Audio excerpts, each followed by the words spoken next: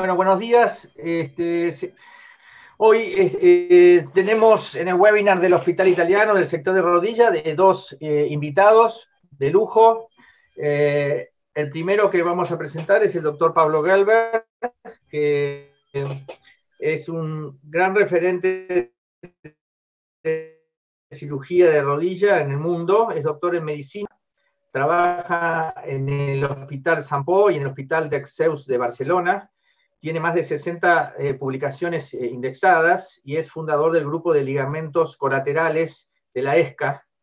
Y una de sus principales áreas de interés es el cartílago, y es por esta razón, principalmente con el tema de hoy, es invitarlo a él para que nos hable de los trasplantes frescos que está realizando hace algunos años, que nos parece un tema súper interesante. Como ustedes lo conocen, la mayoría lo conoce aquí porque es argentino y es independiente, como ustedes van a ver ahora en la pantalla. Todo no puede ser perfecto en la vida, así que adelante, Pablo, con tu presentación, y muchísimas gracias por estar con nosotros. Bueno, muchas gracias, Mati, y haciendo referencia al Independiente, no me olvido de la patada de Pínola que nos robó el cuarto de final ahí en la Libertadores, que después ganaron ustedes, entonces no saquemos los temas a colación. Bueno, la verdad que muchísimas gracias por la invitación a todo el equipo, vos liderándolo, pero a todo el equipo, que ya lo conozco y siempre que voy para allá nos encontramos y incluso a tomar algo y hablar de compartir un rato juntos. Para mí, yo estoy abierto siempre a participar en todas las cosas que me proponen, intento lo máximo posible, pero si tengo algún tipo de prioridad siempre es con la tierra nuestra, ¿no? No tengo nunca un no, aunque tenga que hacer cosas lo priorizo y para mí es un honor terrible, ¿no? E incluso gente a veces con los que yo me acuerdo que empecé a hacer, yo desde el segundo mes de la carrera de medicina, decidí que iba a hacer rodilla, ¿no? Cuando entré a la cátedra de anatomía y empezamos a hacer aparato locomotor, y desde entonces yo haciendo cursos con mucha de la gente que a veces ahora estoy compartiendo podium, así, la verdad que para mí es un orgullo poder compartir con los que fueron mis referentes en su momento. Es un tema... Pablo, Sí. antes de empezar, con todos los invitados extranjeros, tanto de Italia, de Estados Unidos, que pierdas 2, 3 minutos en contar cómo fue tu visión del COVID ahí, cómo fue el principio, cómo estás ahora y cómo lo ves Sí. que va a seguir esto, digamos, qué pronóstico tenés vos en tu trabajo laboral en España y cuánto le va a costar salir o no. ¿Cuál es tu opinión al respecto? Sí, bueno, a mí me agarró un poco todo. De hecho, estando en Chile y Argentina, iba a ir a un congreso, al congreso de la SLARD, y un día antes, cuando estaba saliendo, me prohibieron asistir al congreso porque fue una decisión de prohibir a todos los médicos ir a reuniones.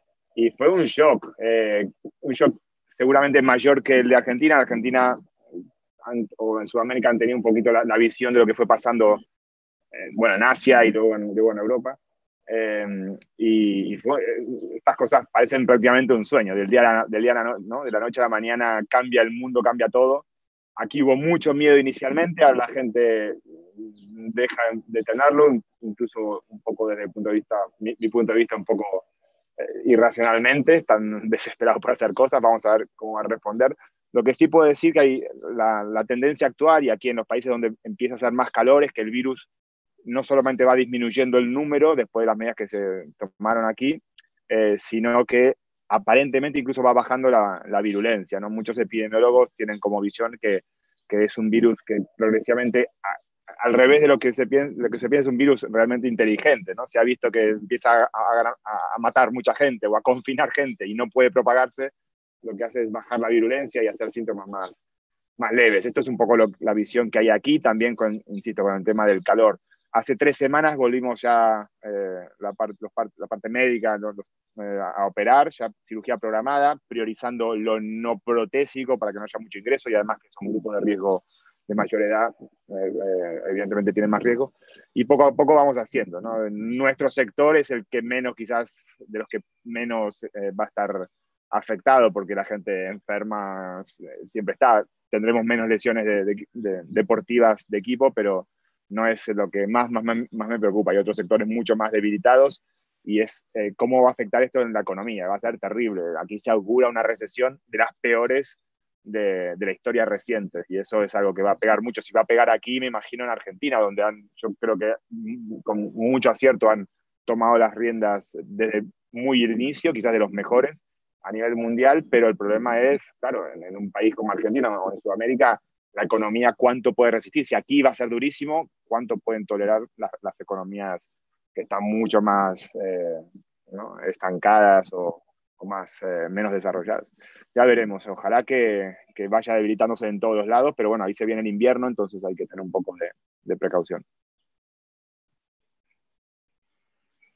Ok, perfecto. Si querés compartir pantalla y entonces empezamos con tu presentación, ¿sabes? Vamos, muy bien. La tienen, ¿no? ¿Se ve bien? Sí, Eh, perfecto. vale. Bueno, un poco básicamente es un tema además que yo sé que particularmente a vos y a todo el equipo les interesa porque estuvimos incluso compartiendo experiencias, un poco pasándole un poco la experiencia de cómo el montaje de poner en marcha esto fue en mi caso, porque sé que ustedes también que es algo que les interesa de implantar allí. Es complicado logísticamente, técnicamente, y sobre todo, como vos también me habéis dicho, la lucha contra los gestores, ¿no? Porque a veces los gestores no entienden del coste inicial cómo puede disminuir el coste a medio y largo plazo, comparando con técnicas que inicialmente son más baratas, pero que evidentemente pueden requerir, ¿no? El coste-beneficio ya está claramente demostrado que es más que óptimo en este tipo de cirugía. Entonces voy a un poquito contar mi experiencia en los últimos, hace casi 3 años que empecé con esto, a operar, 6 años por lo menos que empecé con el proyecto. Y como había dicho antes, bueno, yo a pesar de que estoy aquí en España hace 20 años, nací en Argentina, ya apuntaba maneras de chiquitito, incluso en colegio secundario también, iba por las buenas sendas. Eh, Mi educación fue en Argentina, cuando me recibí en el colegio secundario, en el Mariano Moreno, o en la Universidad de Buenos Aires, cuando tuve mi diploma en una ceremonia privada porque me tuve que venir de aquí de España para recibirlo. Y en el 2001, como decía, me cambié de lado del mundo y me fui a la horrible ciudad de Barcelona, donde mi centro de trabajo, como dijiste antes, es el Hospital de Sant Pau, que es de la Seguridad Social, donde hago básicamente la parte más de cartílago y patología un poco más quizás compleja, o, bueno, pero la parte de la Seguridad Social es, como yo digo, mi ONG. Me imagino como en Argentina también la Seguridad Social no es la mejor redituada monetariamente, pero reditúa mucho desde el punto de vista académico. Yo ahí soy profesor de la universidad y bueno, siempre es muy, muy ilusionante todo lo que se hace en la pública, comparado con otros ámbitos. Y mi actividad privada es en el hospital de Yale, donde recibimos fellows de Argentina cualquier cantidad. Ahora tenemos una lista de espera de 2, 3 años. Hay que ver ahora hasta con el coronavirus si se alarga más, pero siempre recibimos gente, pero bueno, está bastante pedido. Pero sin lugar a dudas, mi mayor mérito es ser el fundador y presidente de la Peña Roja Barcelona. La fundamos hace 5 años, ya tenemos 150 miembros. Mi mayor orgullo fue cuando hace 2, 3 años me traje al Bocha, o sea, que es el mejor jugador de todos los tiempos, para parar con la polémica Maradona-Messi, que yo creo que comparten el segundo puesto en esto, ¿no? O sea, no voy a priorizar ninguno de los dos, pero sin lugar a dudas el Bocha el más grande. Siendo un poquito a lo que vamos, bueno, no voy a leer esto, pero ya lo dijo Hunter hace muchos años, ¿no? Esta belleza que es el cartílago es mucho más que células o fibritas de colágeno, tiene una estructura extraordinariamente eh, eh, mm, extraordinariamente muy estructurada, que tiene una arquitectura muy poluta, una ultraestructura muy determinada, que insisto, no son solamente celulitas ahí flotando, que se piensa que uno coge células de la grasa o de donde sea y las tira ahí, sino que necesita mucho más, una estructura tridimensional, una arquitectura muy, muy sofisticada. Por ello, no creemos que con celulitas podemos acabar eh, reproduciendo esa estructura tan sofisticada y llegar a tener ¿no? Es como pensar que con un ladrillo podemos construir a la Sagrada Familia. Lejos estaríamos, ¿no? de poder hacerlo. Entonces, cuando tenemos lesiones graves de cartílago, que es lo que estamos hablando, primero que entienda la gente, estamos hablando de lesiones graves del cartílago y del hueso subcondral. No estamos pequeñas llaguitas en el cartílago donde seguramente puede haber tratamientos menos cruentos, menos agresivos. Aquí estamos hablando de lesiones graves del cartílago y del hueso subcondral. ¿Qué hacemos con esta gente tan joven, con estos defectos? O esta persona, esta paciente de 33 años con estos problemas femoropaterales bilaterales, o esta niña de 15 años con fracaso de 5 cirugías en mis manos de una osteoconditis disecante, o esta articulación femoropateral en un paciente joven, o este niño de 18 años con este defecto en el cóndilo. Claro, ¿qué podemos hacer en estos casos? Bueno, básicamente es un poco este infográfico que hizo Jorge Chala, otro compañero que además que creo que ha estado haciendo un webinar vuestro hace pocas semanitas, lo especifica muy bien. No voy a empezar a describir esto, pero quizás lo que hay que concluir, que el gol estándar, por decir así, para restituir la unidad hueso y cartílago es el injerto osteocondral. Esto es así, porque como vimos antes, esta estructura, de la única manera que podemos volver a tenerla es si la robamos de algún lado. Esto es así. Hoy día es imposible desde cualquier tipo de ingeniería genética o molecular o biológica poder reproducir esta arquitectura. Entonces mi manera de separarlo al final es si necesitamos estos cartílagos y tenemos una lesión pequeñita, en estos casos podemos dar la llamada mosaicoplastia. En cambio, si las lesiones ya son más grandes, evidentemente no podemos desvestir un santo para vestir otro. En exceso, ahí tendríamos el sector a tratar, o las indicaciones a tratar por los injertos osteocondrales frescos. Y este límite más o menos lo estandarizamos en un par de centímetros cuadrados que ahora veremos. También es importante tener en cuenta, esto es algo que también que puse en consideración en el webinar de la semana pasada, sobre el retorno al deporte, tras tratamiento del cartílago. Hay que tener en cuenta que el gol estándar del retorno al deportivo para tratar lesiones de cartílago también es meter un aloinjerto osteocondral, o propio o ajeno, en el caso de que sea muy grande. Pero así como aquí claramente podemos ver en la parte inferior como el retorno deportivo es alrededor del 90%, tanto con los injertos frescos como con la mosaicoplastia, con un retorno deportivo relativamente corto, mucho más corto, como podemos ver aquí con la mosaicoplastia, pero insisto, si es una lesión muy, muy grande, tampoco podemos destrozarle otra parte del cuerpo para rellenar este defecto. Y en contraposición podemos ver los de arriba. Microfracturas debemos olvidarnos, yo soy totalmente en contra de microfracturas, yo creo hoy día, excepto como lesiones pequeñitas y que las encontremos y hacer una microfractura, pero creo que lo único que hace es desestructurar el hueso subcondral aún más, con unos resultados que son más estéticos en el aspecto macroscópico del cartílago que realmente efectivos y a muy corto plazo. Y luego otras técnicas más biológicas, como MASI, ICI, donde los resultados de retorno deportivo son relativamente buenos, pero claro, estamos hablando de 2 cirugías, de una recuperación arriba del año. Entonces, si estamos hablando de deportistas, hay que tener en cuenta también esta consideración. El problema cuando hablamos de cartílagos frescos es que el bendito cartílago no solo es muy quisquilloso y estructuralmente sofisticado, sino que además es muy sensible a los métodos de conservación habituales, que en nuestro medio sabemos que es el frío. Por lo tanto, el frío no le viene bien. El señorcito cartílago no está muy contento con el frío y mata sus células, que es la forma más efectiva de trasplantar cartílago. El cartílago tiene que estar en un ambiente idílico, en unas condiciones óptimas. Hay diferentes métodos de conservación de fresco. La que nosotros utilizamos es la más extendida a 4 grados, que lo podemos tener 2-3 semanas. En cambio, hay otras también que ya estamos nosotros testando. En Estados Unidos, en algunos centros también se hace a temperatura corporal, a 36 grados, que se pueden mantener hasta 2 meses. Nosotros lo estamos validando en nuestro banco de tejido. Banco de tejido que es sumamente importante, y esto quizás lo de más interés para ustedes en el italiano,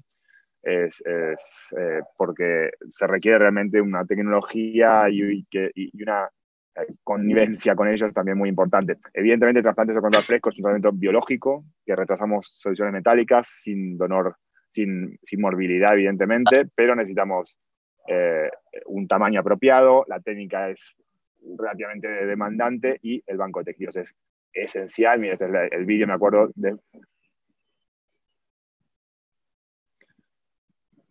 Esto fue después de 3 años de estar luchando y luchando. El primer día que me trajeron el cartílago estaba emocionado. Tan emocionado que cuento esto en secreto porque somos poquitos, que el primer día se me cayó el injerto al suelo. O sea que eso fue muy bien. Estuve más tiempo lavándolo luego que la cirugía, pero de tanta emoción no podía contenerme igual. No es un tratamiento, para nosotros es un tratamiento relativamente, para mí, es un tratamiento relativamente que hago hace poco. Antes hacía bastantes congelados con resultados muy inferiores a los de fresco, pero en Estados Unidos se viene haciendo hace 30, 40 años, o sea que no es un descubrimiento que estamos haciendo, insisto, hay muchísima literatura al respecto. Y lo más importante de todo es cuándo le indicamos. A todos nos gusta el cómo, pero el cuándo evidentemente es muchísimo más importante, y en esto también siempre, todos los que empezamos a hacer un tratamiento que nos apasiona, como este, indicamos más al principio de lo que debemos hacer, y no fui la excepción. Yo indicaba más al principio, ahora soy bastante más reticente, sobre todo en la articulación femoropateral. Como dije antes, el tamaño sí que importa, y esto no es para lesiones pequeñitas, es un procedimiento muy caro. Para lesiones pequeñitas necesitamos hueso y cartílago, tenemos el propio cuerpo, que podemos sacar injertos osteocondrales del intercóndilo, de la faceta lateral de la tróclea, incluso Espregueira de Portugal lo hace de la cabeza del peroné. O sea, lesiones grandes, cuando son lesiones de más de 2 centímetros cuadrados, podemos considerar esto. Y por otro lado también es, por decir así, el gol estándar, o casi la única opción cuando se han hecho tratamientos basados en células previamente y han fracasado, excepto evidentemente de la prótesis, ¿no? Es un procedimiento que evidentemente, si fuese barato, accesible y fácil de conseguir, lo indicamos hasta los ancianos de 100 años, pero hay que poner un límite, porque más allá de los 50 años ya estamos en una edad donde la artroplastia está bien considerada, perfectamente puede tener su rol, pero en cambio la gente joven es lo que queremos evitar, o al menos posponer.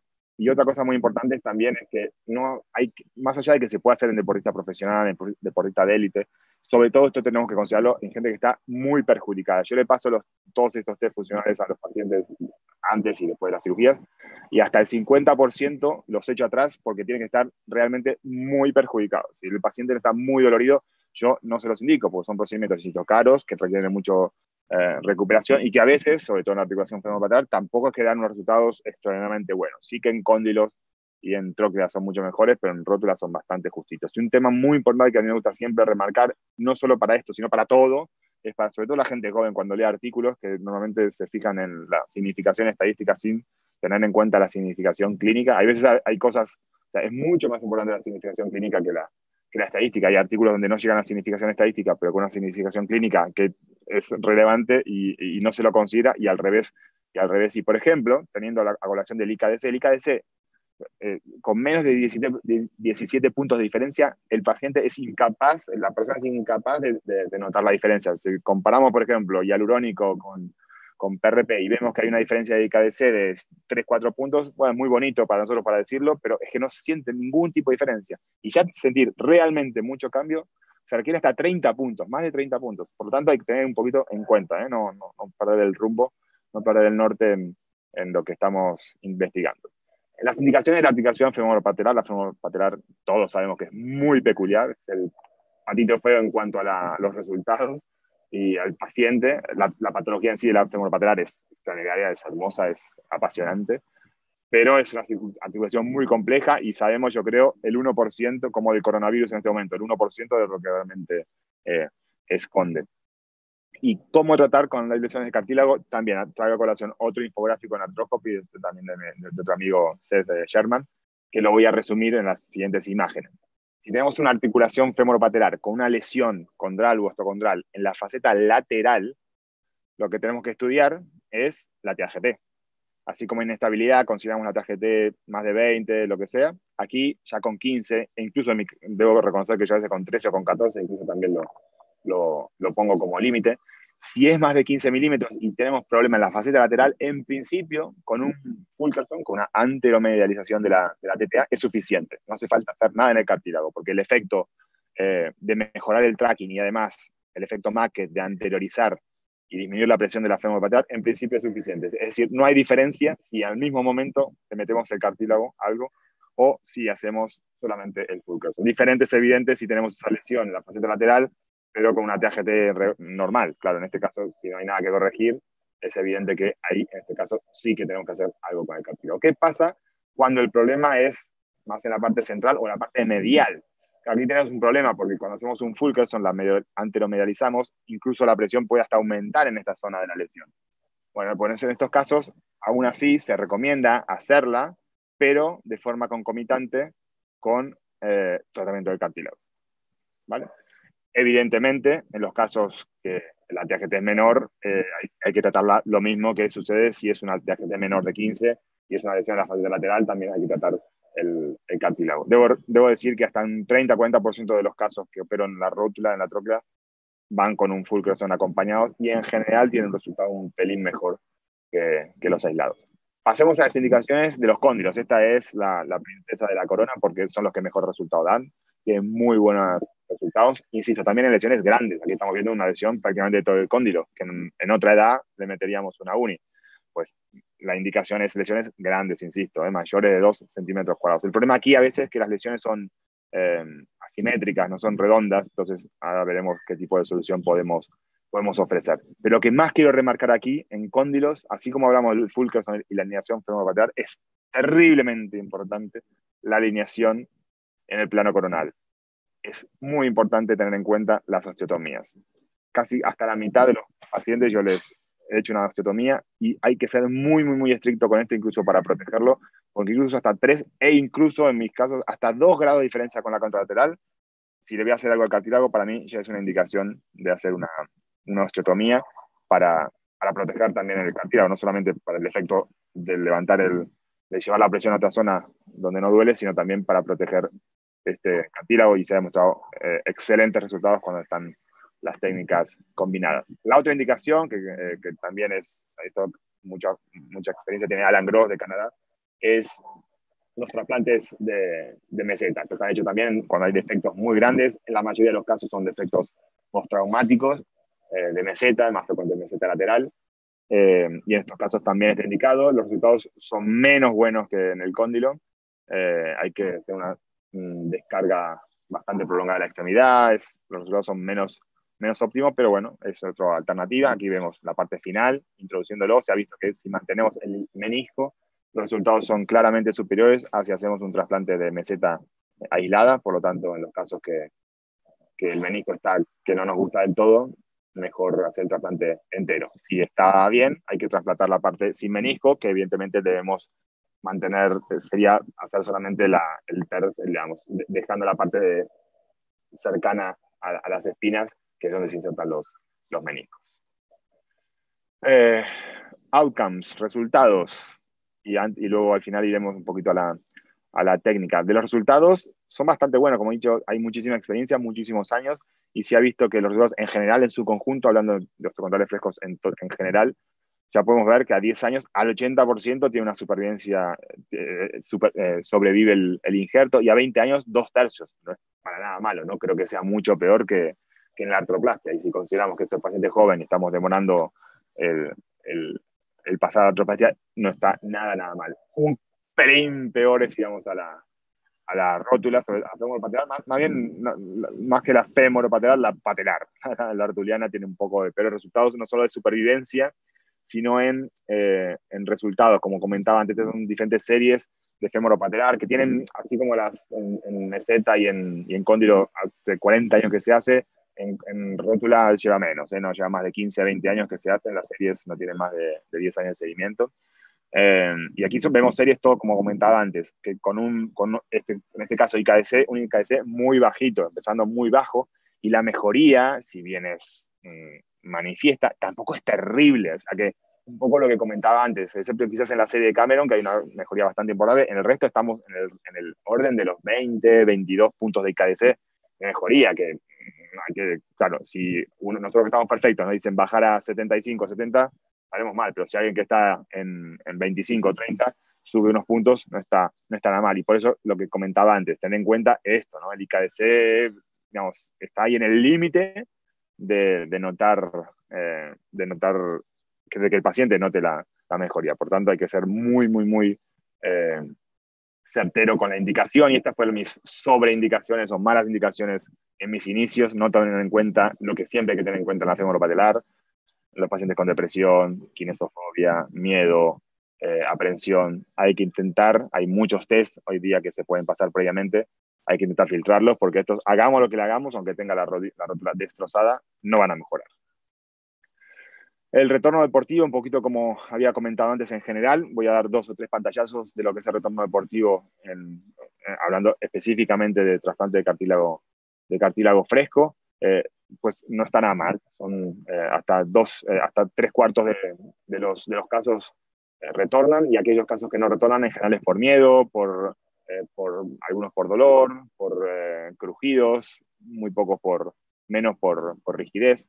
Pero en general podemos ser bastante optimistas en su conjunto para decir esto. Pero hilando un poco más fino, decirle que si es de cóndilo prácticamente tiene todos los números de que va a volver a hacer su deporte al mismo nivel. La trocla es bastante bueno, no está nada mal. Y la rótula, si viene un paciente de alta demanda funcional y que quiere volver a hacer un deporte con cara y ojos y tiene un problema en la rótula y vamos a trasplantar cartílago en la rótula, la posibilidad de que vuelva a hacer, casi le tendremos que decir que no, por eso no es para esto. Si bien en cóndilo podemos a un deportista profesional o un deportista amateur, pero de alta demanda, podemos ofrecer esta solución para volver, en la rótula no es la indicación. La indicación en la rótula es para aquel que no puede llevar sus actividades de la vida de forma mínimamente digna. Y el cómo, que ya que somos todos así carpinteros, nos encanta, es el menos importante porque lo más importante es todo lo anterior que hemos visto.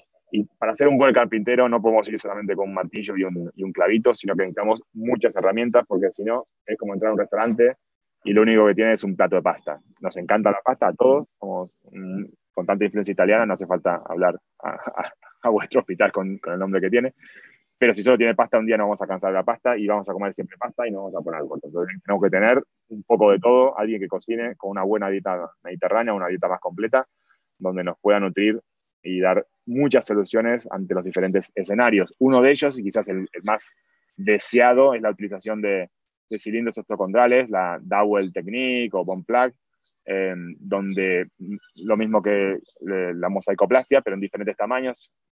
Por ejemplo, Artex tiene Mega, yo uso esta que me dejó JRF de Estados Unidos, que me permite hacer cilindros desde 10 hasta 26 milímetros de forma, implantándolos de forma pre-fit, lo que sea implant free, sin implantes, que es mucho, mucho mejor.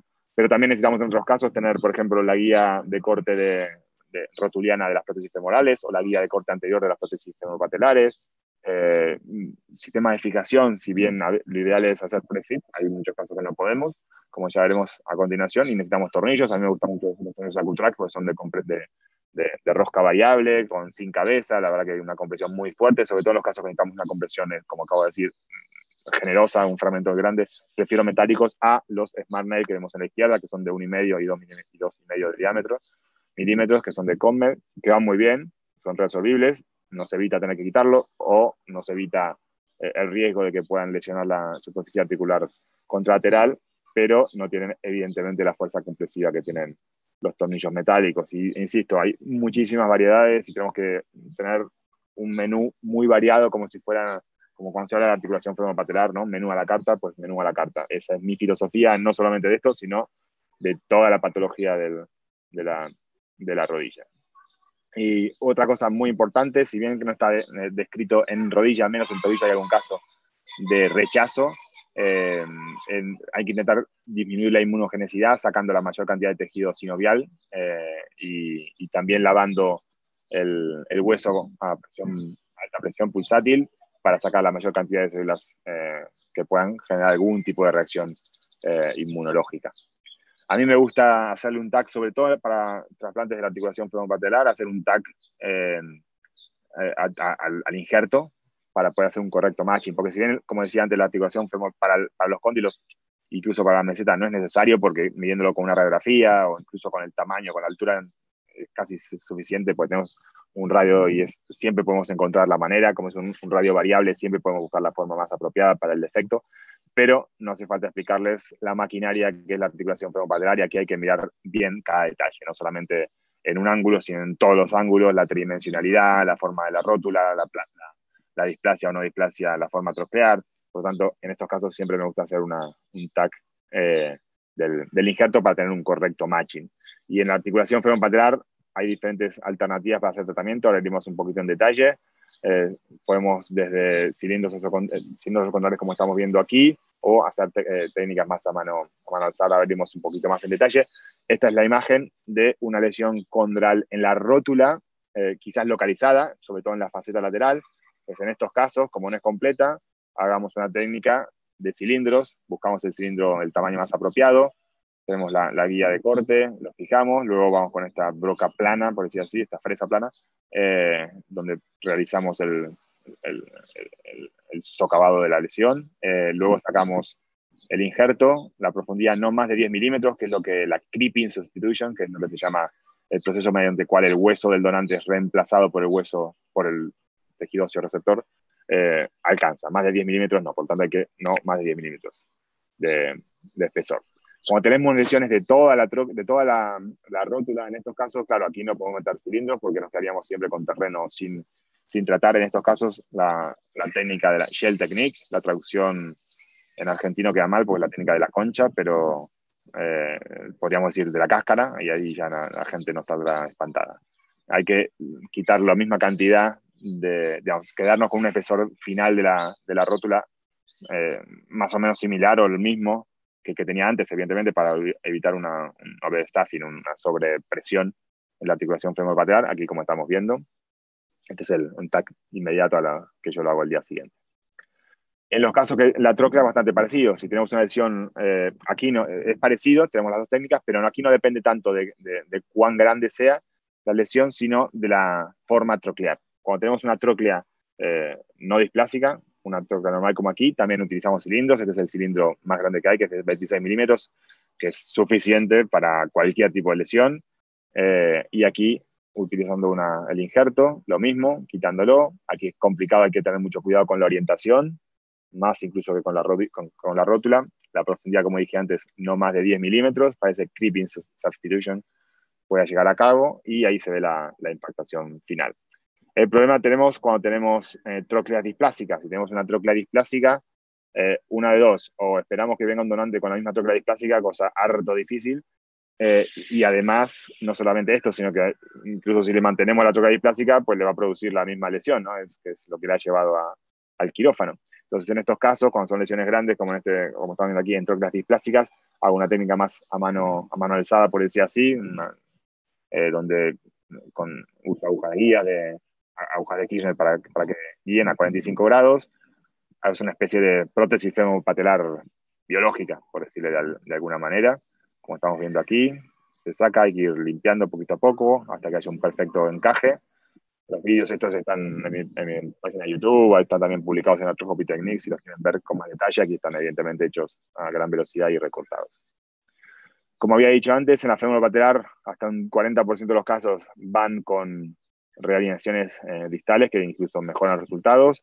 Y después otra cosa desde el punto de vista a nivel de los cóndilos es que cuando tenemos lesiones relativamente focalizadas y no muy asimétricas, los resultados son muy buenos, como vemos aquí hasta el 90%, pero la llamada técnica de muñeco de nieve o snowman, como vemos a la izquierda, los resultados son peorcitos, que es por las lesiones, insisto, cuando hay lesiones asimétricas, están parcialmente superpuestos uno al otro, pero he visto que hay problemas de integración, más reoperaciones. Entonces, recientemente, hace pocos años, ya salió un nuevo sistema que nos permite hacer estos injertos asimétricos, que casi parece una prótesis unicompartimental, donde podemos tener de estas imágenes que vemos, por ejemplo, esta es una resonancia hecho con dos cilindros, con la técnica de Snowman, y en cambio esta es la imagen cuando tenemos un cilindro asimétrico con esta técnica, que son los BioUni, que se llama, que es de la casa de Artex también. Un par de detalles orientados al hospital italiano. Es complicado el asunto. Tenemos un montaje muy, muy grande a nivel del banco de tejido. Este es el organigrama. También en el hospital de San Pablo, donde yo lo coordino, y tenemos gente tanto obviamente de servicio de traumatología, de la unidad de rodillas, de radiología, de rehabilitación hospitalaria, de rehabilitación ambulatoria, de anestesiología. Todo está muy implicado todo el hospital, porque es un proceso que no he explicado mucho, pero requiere muchas cosas. Yo tengo a todos los pacientes una semana ingresada con un catéter peridural, haciendo artromotor 8 horas al día, etcétera, etcétera.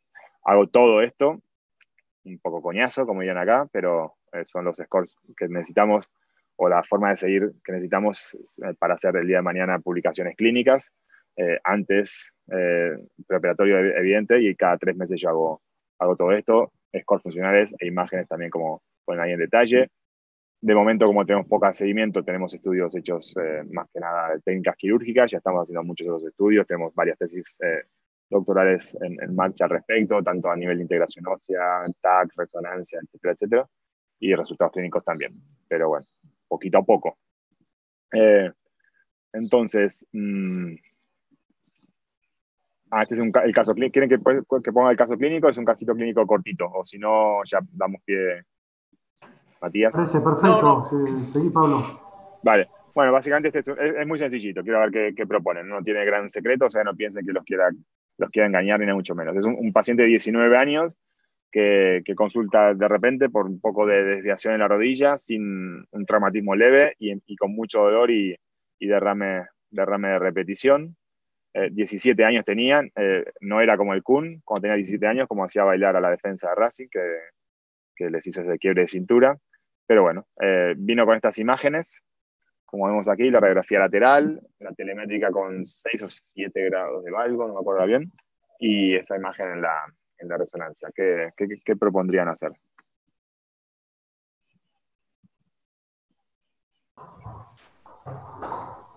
Yacu, ¿querés opinar o que alguien quiere opinar? Yo puedo opinar, después escuchamos la opinión de Guillermo Allende, si le parece. Me parece bien. Vamos a darle pie al doctor Guillermo Allende, lo saludamos. Gracias, Guillermo, por estar desde Córdoba, expresidente de la ATD, un gran amigo de la casa. Guillermo, si querés opinar de este caso sencillo que presenta Pablo. Bueno, buenas tardes. Muchas gracias a todos por la invitación y lamento la confusión horaria. De sencillo no me parece que tenga tanto este caso.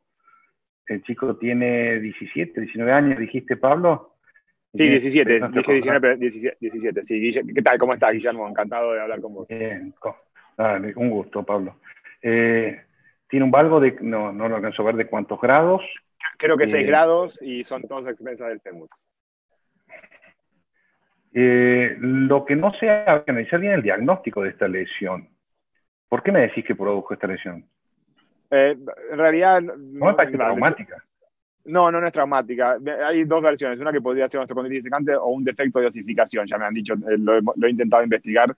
No tiene un diagnóstico etiológico claro. No es traumático, eso sí. Claro, yo voy más por el segundo, ¿no? Me parece que no es una secuela de osteocondritis. Yo el único caso que he tenido similar, le he hecho un injerto de banco, pero no me ha ido bien. Así que no sé qué decirte. Le veo un valgo que no sé si levantan la mano o alguien quiere opinar de hacer una osteotomía. Eso es el cóndilo femoral externo e interno. Que está lateral. Sí, sí. Lateral. Y tiene un valgo. O sea, no le corregiría. Sí, sí le corregiría un poco el eje. Posiblemente sí, para descomprimir eso. No sé qué opina el resto. No me parece un caso muy sencillo. Doy mi opinión. No sé si me escuchan ahí. Por favor. Perfecto, Yacu. Bueno, digamos, en principio está claro que el diagnóstico en cuanto a la etiología es difícil, ¿no? O sea, no parece una osteocondritis típicamente, pero en cuanto al tratamiento, no veo mucha opción en un paciente de 17 años, a pesar de los resultados en nuestras manos con el injerto congelado, que es lo que disponemos actualmente. No parece viable ese fragmento, parece que tiene cartílago, pero no alcanza aparentemente para reponer, pero lo tendría pendiente eso en quirófano para ver qué posibilidad hay de reponer eso, pero iría preparado para un trasplante del cóndilo o de esa porción posterior del cóndilo externo y corregir el eje hacia la simetría con el otro lado, que eso también va a darnos alguna chance mejor de que ese injerto funcione. Un poquito, me olvidé igual de aclarar, un chico que jugaba en las divisiones inferiores del Girona, estaba jugando bien y hasta que empezó en 10 días, 15 días, empezó a sentir que la rodilla ya no le daba, empezó a notar que se le desviaba. Realmente no sé, esa parte de la historia no sé cómo hilarla, pero bueno, sí, creo que la lectura que tanto Guillermo como vos, Carlos, hicieron es muy apropiada. Una cosa que a mí me gustaría preguntarles, porque si fuera osteoconditis, la verdad que la localización es muy poco frecuente, ahí es raro, y tan grande, y la verdad que no tiene pinta de osteoconditis. Bueno, más allá del nombre, que al final tampoco nos varía mucho, es cómo llegás ahí, porque tampoco eso es es tan fácil de acceder. Pablo, te hago una consulta, porque ahí hicieron una pregunta en YouTube respecto a reimplantar y osteotomía. Creo que osteotomía un poco todos coincidimos en que estaría bueno corregirle un poco el eje para descomprimirlo, sobre todo por la lesión que tiene. Ahora, me parece dificilísimo saber qué hacerle realmente para reconstruir eso. ¿Vos ves viable la reimplantación en este tipo de lesiones?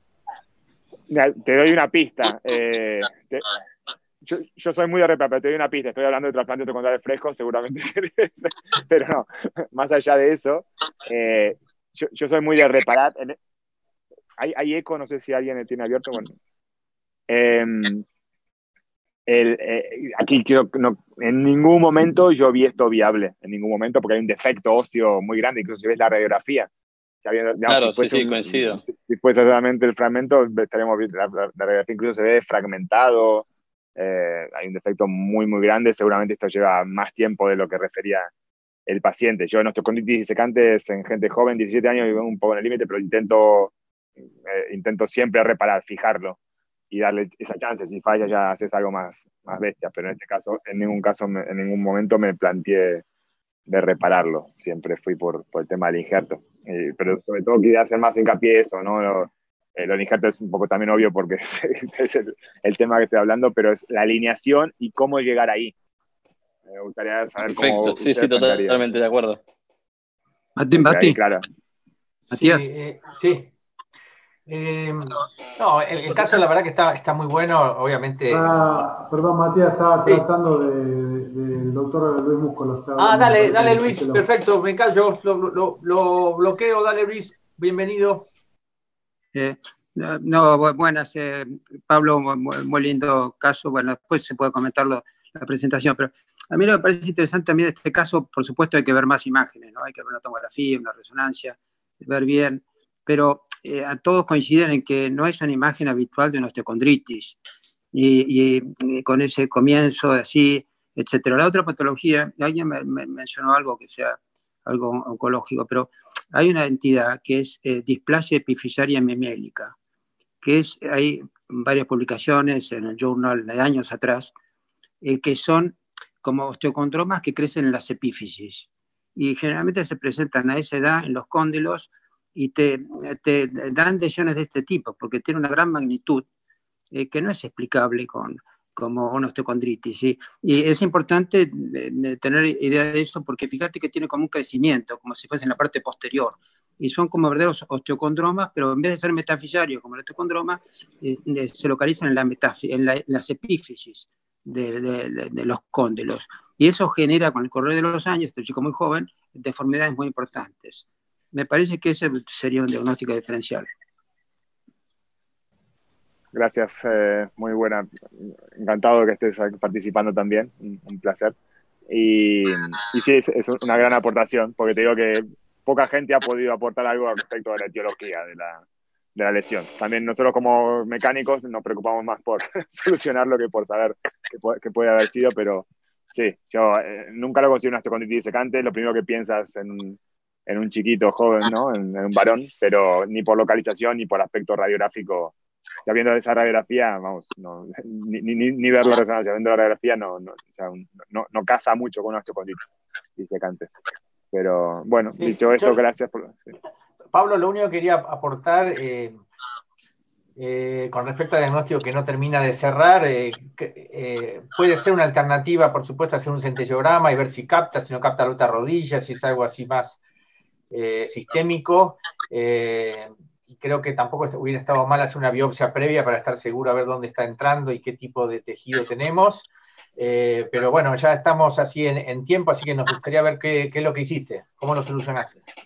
Sí. Bueno, el detalle aquí era básicamente también cómo llegar a la lesión. No es fácil. Ir por posterior, no vamos a ir por posterior, aunque es fácil, es muy bonito, pero claro, ahí en esa parte posterolateral, semejante cirugía con los nenes que pasan por ahí, evidentemente que no. Entonces, en este caso lo que hicimos con la osteotomía, bueno, pongo el vídeo, lo voy mostrando.